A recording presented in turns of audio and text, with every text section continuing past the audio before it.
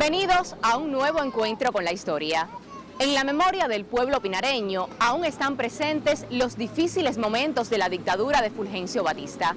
Los asesinos de aquel régimen aplicaron una política de terror para tratar de contener al movimiento revolucionario. Hasta todos los municipios de la provincia se extendió la muerte aplicada impunemente por Jacinto Menocal.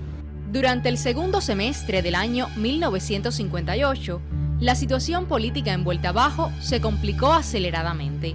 El movimiento opositor a la tiranía se generalizó. Las acciones contra las posiciones del enemigo, unido a la lucha guerrillera en la cordillera de Guaniguanico, agudizaron las contradicciones existentes en la región. Por eso Batista decide reforzar militarmente la provincia y dar bandera abierta a los oficiales que tenía en la zona. Con el fin de combatir la pujante insurrección, envió al comandante Jacinto Menocal, a quien le otorgó poderes excepcionales dentro del ejército. Menocal se había destacado al frente de la Plaza de Bauta en La Habana, donde realizó tenebrosos servicios en defensa de la dictadura con numerosos asesinatos. Por tales méritos fue ascendido al grado de comandante y, confiando en sus dotes de oficial, le concedió la misión de combatir a los revolucionarios vueltabajeros. La formación militar de Menocal era una formación militar de escuela. Era una gente sumamente estudiado, pero un asesino en potencia. Menocal se trató de justiciar en La Habana y salió ileso de un atentado que le hicieron las células del 26. Así va trasladándose hasta que llega a ubicarse en Pinar del Río a cometer los hechos que cometió. Menocal estableció su cuartel general en San Cristóbal. Aquí diseñó toda una estrategia represiva auxiliada de personas sin escrúpulos que lo seguían incondicionalmente. Batista consideró que la retaguardia en Pinar del Río estaba segura. Un grupo de agentes, oficiales del ejército y la policía, fueron destinados para perseguir al movimiento revolucionario. Ellos, en la práctica, debían subordinarse a Menocal. Esa facultad le concedió a este asesino más poder incluso por encima de otros altos jefes militares asentados en Pinar del Río. Él no les rendía cuentas y los podía emplazar si no lo apoyaban en sus planes represivos. Muchos de esos oficiales tenían temor de Menocal por la autoridad a él concedida y los rasgos de su personalidad. La designación de Menocal y la ola represiva desatada por él en la provincia no pudieron contener la marcha del movimiento revolucionario. Las acciones de sus esbirros no frenaron el apoyo del pueblo a las diferentes organizaciones opositoras presentes en la provincia. La presencia de Jacinto Menocal se hizo sentir rápidamente. No tuvo compasión con nadie. Aquellos que salvaron por milagro la vida conocieron de cerca los sentimientos y métodos de aquel personaje. Nos encontramos en estos momentos en el patio donde antiguamente fue un cuartel, hoy convertido en escuela. En el lateral tenemos donde se encontraban los dormitorios de los soldados. Era ese precisamente el pasillo donde se tiraban los cuerpos de los torturados después de las acciones que llevó a cabo Menocal en este cuartel. En la zona de atrás de la escuela se encuentra un calabozo que fue precisamente donde se torturaba a estos revolucionarios.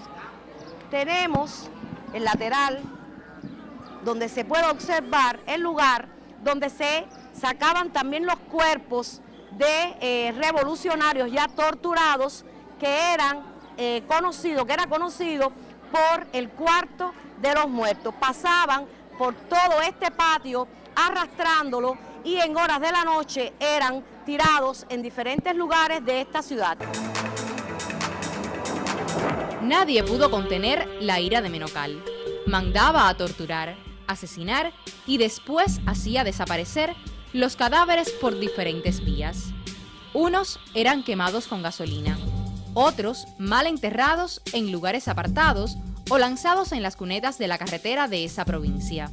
Fue frecuente en noviembre y diciembre de 1958 encontrar el cuerpo de un joven sin vida en cualquier lugar de la geografía de esta provincia. Detrás de tan lamentable hecho estaba la mano casi siempre de Menocal. Fui torturado fuertemente. Mi padre, como se puede apreciar en fotos, bueno, hasta las uñas le sacaron, lo destrozaron totalmente. A mí, de igual forma, me hicieron lesiones aquí, que me costó la pérdida prácticamente de un oído y de más golpes en los oídos.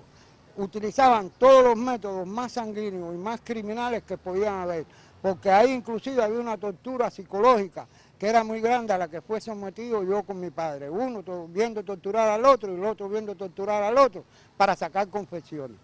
En torno a los métodos aplicados por Menocal para torturar y asesinar, se formaron juicios y criterios, al punto de convertirse en leyendas que lo acompañaron hasta después de su muerte.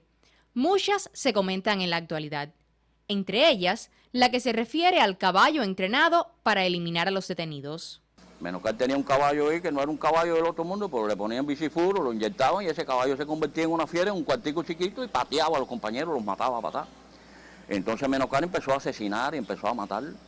Él se auxilió del poder y las apreciaciones sobre su personalidad para crear un ambiente psicológico entre los matones bajo su mando, al punto de disfrutar con la tortura y la muerte de los detenidos. Quienes rodearon a Menocal tenían en común con este la falta de escrúpulos y el más mínimo respeto a la vida de sus semejantes. Era un personaje, digo yo, distintivo. Era joven, no era viejo, era bonito, bien parecido, pero entre las torturas que realizaba provocaba toda la alarma en la población, que no estaba acostumbrado a los gritos, a los alaridos, a toda esa atmósfera que se crea. También se creó una atmósfera alrededor de su caballo. Se dice que lo utilizaba para amedrentar a los prisioneros, para crear pánico, terror y lograr que hablasen. La presencia de Menocal en Vuelta Abajo no fue leyenda, sino pura realidad. Miles de personas fueron testigos de sus barbaridades y más de 100 individuos fueron asesinados impunemente. Esos datos constan en las actas de los juicios realizados al triunfar la revolución y el hallazgo de los cuerpos diseminados por la provincia. Sus acciones se extendieron desde los municipios de Candelaria y Cabañas hasta Mantua, ubicando un centro en San Luis para operar contra la guerrilla de Pedro García Veloz y los combatientes de San Juan y Guane. En San Cristóbal y los municipios aledaños, los hechos fueron dramáticos. En una sola noche aparecieron 23 jóvenes campesinos ahorcados y fue insólita la forma en que corrieron la misma suerte dos retrasados mentales. Los vecinos del cuartel escuchaban diariamente los gritos de dolor de los torturados aquí. Las acciones de este personaje no solo se concentraron en los poblados y la llanura. En la serranía entre los Palacios y Candelaria se cometieron crímenes en los cuales las víctimas eran enterradas o tiradas en cuevas. Prueba de ello fue el hallazgo de 13 cadáveres en esa región, además de otros encontrados en La Palma y en El Toro, municipio de Los Palacios. Para realizar los atropellos, Menocal se auxilió de una pandilla de elementos sin escrúpulos que lo acompañaron en cada una de sus fechorías. Ningún asesino actúa solo, eso es un principio. Siempre tendrá un grupo de hombres que lo sigan, en este caso reducido. ¿Por qué reducido? Para que no conozcan de sus fechorías, que fueron múltiples.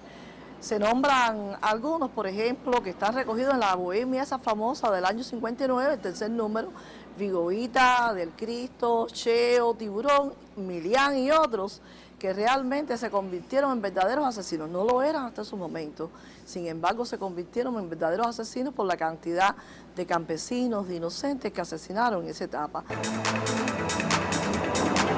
Ante la justicia revolucionaria, cada uno de aquellos tenebrosos personajes se derrumbó, transformados entre lamentos, mentiras y el temor al fusilamiento que les correspondió por los delitos cometidos.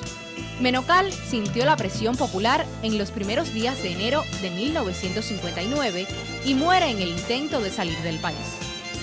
Menocal era una gente que verdaderamente tenía personalidad. En horas de la mañana, de la tarde, vestía muy bien, tenía porte militar. Por la noche, ya, cuando comenzaban las torturas que ponían los radios en alta voz, parecía una persona loco, un anormal prácticamente, el pelo desordenado, dando gritos y demás. Verdaderamente, Existe inclusive una lista que salió en el periódico, la cual poseemos, donde él tenía incluido aquellos que estábamos presos en aquel momento y otros que ya eran mártires que él había logrado matar, y unos dejados botados en la carretera y otros en sus cementerios particulares que logró tener. En el Museo de San Cristóbal se muestra una parte de los instrumentos represivos utilizados por Menocal y otros objetos pertenecientes a esta macabra persona. Él intentó sostener en esta parte de la isla el poder de la dictadura de Batista. Hace más de medio siglo de aquellos dramáticos hechos y aún están presentes entre los vueltabajeros.